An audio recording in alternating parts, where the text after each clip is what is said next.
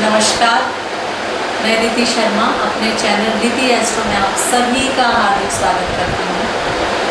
और आज की सिखाने की इस श्रृंखला में, इस कड़ी में जो नया विषय हम जोड़ने जा रहे हैं वो है अस्त ग्रह। यानी कुंडली में कोई ग्रह जब अस्त हो जाता है तो उसके क्या प्रभाव होते हैं और उसको किस प्रकार से हमें अपनी कुंडली में ऑब्जर्व करना है, ये सभी हम देखेंगे। तो देखिए, जैसा कि हम सभी जानते हैं कि हमारे सौर मंडल में 9 प्लैनेट्स हैं। सूर्य, चंद्रमा, मंगल, बुध, बृहस्पति, शुक्र, शनि, राहु और केतु। और इन्हीं के उपग्रह भी हैं। जैसे हमारी पृथ्वी का उपग्रह चंद्रमा है, और चंद्रमा का कितना इफेक्ट है हमारे जीवन पर ये हम सभी जानते हैं। वो हमारे मन का कारक है और मन पर उसी का कंट्रोल है। तो इसी तरह से हर प्लैनेट का हमारी मानव जाति पर इफेक्ट है। ब्रह्मा जी के द्वारा बनाए गए इन सभी प्लैनेट्स का हमारी मानव जाति पर बहुत ही महत्वपूर्ण प्रभाव पड़ता है। इसे इस तरह से मैं अगर कहूँ तो ये अतिशयोक्ति नहीं होती। तो जैसा कि 9 प्लैनेट्स हैं और हम जानते हैं, हम सभी को पता है कि सूर्य के चारों तरफ ये ग्रह चक्कर लगाते हैं। अपनी कक्षा में रहकर ये सभी प्लैनेट्स सूर्य का एक चक्कर लगाते हैं अपने अपने टाइम लिमिट के हिसाब से। तो जैसे मैं आपको समझाऊँ, ये सूर्य देव हैं और ये सूर्य देव अपनी इस स्थिति में हैं और इनके चारों तरफ जो ग्रह हैं और बाकी के वो सभी इनके चारों तरफ इस तरह से रोटेशन में चलते हैं। वो अपने अपने टाइम के हिसाब से, अगर शनि देव हैं तो चाल बहुत धीरे होगी, बृहस्पति देव अपनी चाल के हिसाब से, चंद्रमा अपनी चाल के हिसाब से। तो क्योंकि ये ग्रह इस तरह से घूम रहे हैं, अंडाकार स्थिति में इलेप्सिकल घूम रहे हैं, इसीलिए हमारे इतने सारे ऋतु परिवर्तन हमें देखने को मिलते हैं। सर्दी, गर्मी, बसंत, पतझड़, इस तरह के सभी मौसम हमें देखने को मिलते हैं।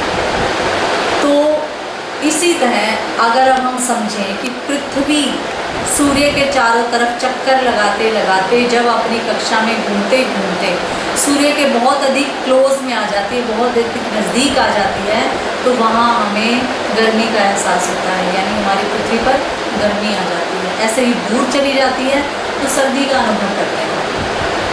इसी तरह जब कोई प्लैनेट सूर्य के बहुत अधिक पास आ जाता है अपनी कक्षा में घूमते घूमते, तो सूर्य की रोशनी इतनी अधिक है कि उसकी दूसरे ग्रह की जो रोशनी है बहुत कम हो जाती है। वो अपना अस्तित्व एक तरह से खो देता है। तो अगर किसी जातक की कुंडली में इस तरह से ग्रह अस्त हो जाता है तो उस टाइम हमें करना क्या चाहिए, किस तरह से इस बात को समझेंगे। तो फॉर एग्ज़ाम्पल मैं आपको एग्ज़ाम्पल की हेल्प से मैं समझाती हूँ इसको। जैसे मान लीजिए इस कमरे में फुल लाइट है, ठीक है। फुल लाइट होने के बावजूद मैं एक कोने में कहीं दिया जला। अब ये तो आप सभी मानते हैं कि लाइट ये ज़्यादा होगी और दिए की रोशनी कम होगी, लेकिन रोशनी तो होगी। दिया तो है क्योंकि वो ग्रह है, वो घूम रहा है, पास में आ गया, इसका मतलब ये नहीं कि वो ख़त्म हो गया है। तो अब दूसरी बात समझेंगे। एक तो ग्रह जो होता है, अब उसकी लाइट को बढ़ा दिया जाए, ये इफेक्ट कर सकते हैं हम, या फिर दूसरा सूर्य की रोशनी को कम कर दिया जाए, तो दोनों को बराबर स्थिति में ला सकते हैं। वो कैसे करते हैं?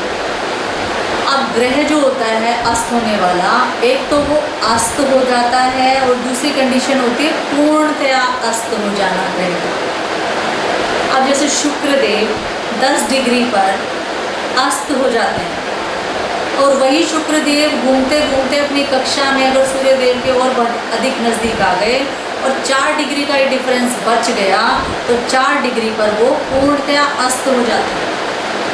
तो अस्त और पूर्णतया अस्त लोग समझते हैं। रात का जो एग्जाम्पल दिया कि कमरे में लाइट है और हमने एक दिया जला दिया कोने में, तो उसका अस्तित्व तो रहा, दिया हमें दिख रहा है, कहीं ना कहीं उसकी रोशनी है, क्योंकि ये आर्टिफिशियल लाइट है ना, एक इस तरह से भी हम समझ सकते हैं इसको, इसकी अपनी एक लिमिट है। लेकिन सूर्य देव, अगर दिन में वही दिया अगर हम सूर्य देव की लाइट में जला दें तो उसका कोई अर्थ बनता है? मेरे हिसाब से तो कोई अर्थ नहीं बनता।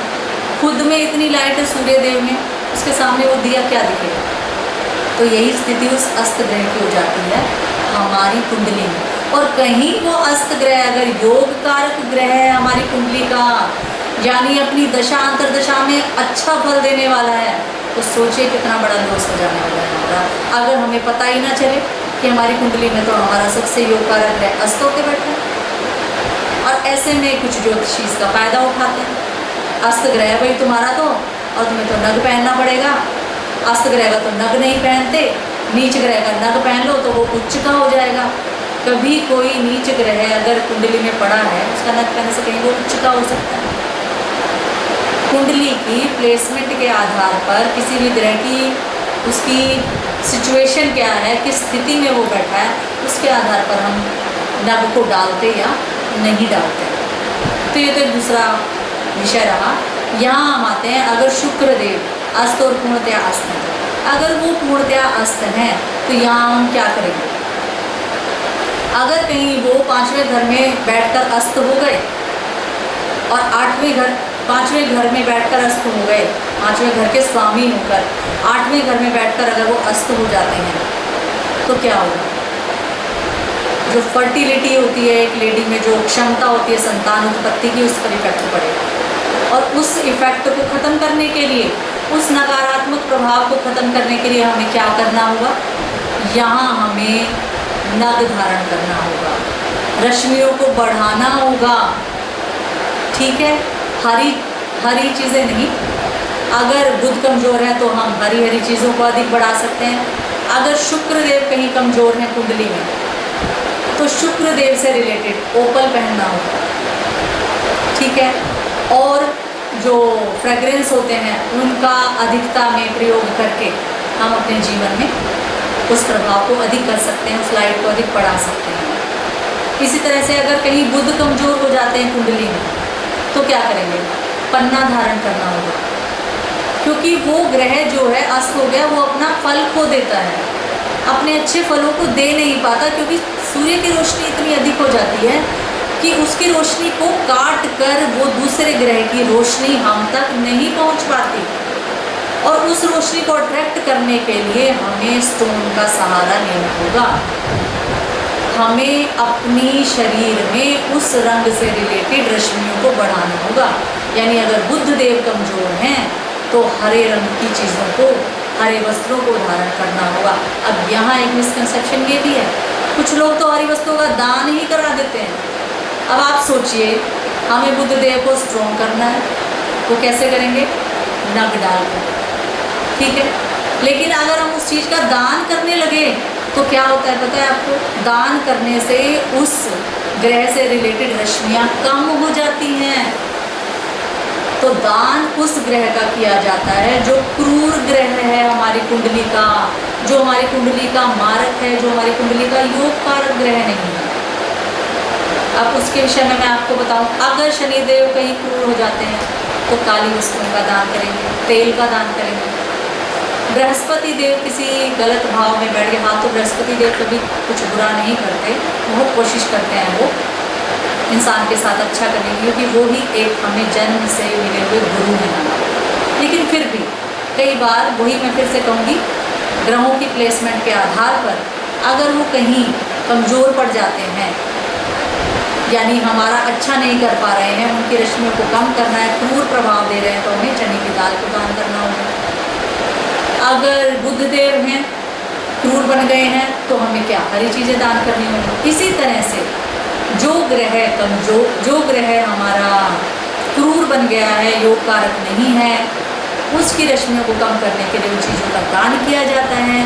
और मानकर चलिए अगर हमारा कहीं योग कारक ग्रह अस्त कंडीशन में चला गया है तो कृपया करके उस चीज़ का दान मत कीजिए, उसमें हमें नग धारण करना होगा और नग धारण करके सकारात्मक ऊर्जा को प्राप्त करना होगा। और उस सकारात्मक ऊर्जा को हम प्राप्त कर पाएंगे क्योंकि हम अस्त हो जाने पर उस ग्रह की खोई हुई रश्मियों को बढ़ा लेंगे। और सूर्य और उस अस्त हुए ग्रह की रश्मियाँ कहीं ना कहीं बराबर होंगी, बैलेंस में आएंगी। तो सूर्य की रोशनी बहुत अधिक होने पर भी हमने जो नीचे से ग्रहों का वो स्टोन का सहारा लिया, उसके आधार पर हम उस पॉजिटिविटी को अवश्य महसूस कर पाएंगे और अपने जीवन को खुशहाल भी बना लेंगे। तो आज के बाद आप लोग अस्त ग्रह को अपनी कुंडली में जानकर कभी भी निराश नहीं होंगे। जो मैंने बताया उन सभी रूल्स को देखकर उसके आधार पर खुश रहकर सकारात्मक प्रयोग करके अपनी ज़िंदगी को खुशहाल बनाएंगे। तो हाँ, जल्दी से अब अपनी कॉपी पेन उठाइए और नोट कीजिए टिप ऑफ द वीडियो। आज का टिप ऑफ द वीडियो मैं आपको जो दे रही हूँ वो एक सिंपल सा टिप ऑफ द वीडियो है, पर ये छोटी सी गलती हम बार बार करते हैं।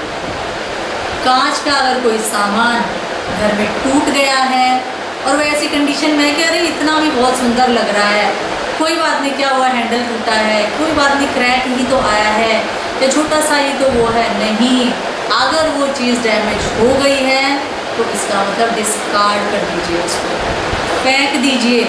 1 मिनट भी मत लगाइए उसको घर में रखने में, क्योंकि ये सभी टूटी फूटी चीज़ें हमारे घर में नेगेटिविटी को स्थान देती हैं। कहाँ रुकती है नेगेटिविटी? इन टूटी चीज़ों में। किसी अच्छी चीज़ में, साफ सुथरी चीज़ में, और जो चीज़ कही जाए टूटी फूटी नहीं है, साबुत है, उसमें कभी नेगेटिविटी नहीं रुकेगी। जहाँ क्रैक पड़ा वहाँ उसे स्थान मिला रुकने का। तो बस आज ही अपने घर में ढूंढिए टूटा हुआ कांच का सामान और जितना भी है फेंक दीजिए उसको। तो बस आज का वीडियो, आज की बातचीत यहीं तक। नेक्स्ट वीडियो लेकर फिर जल्दी से आती हूँ। नमस्कार।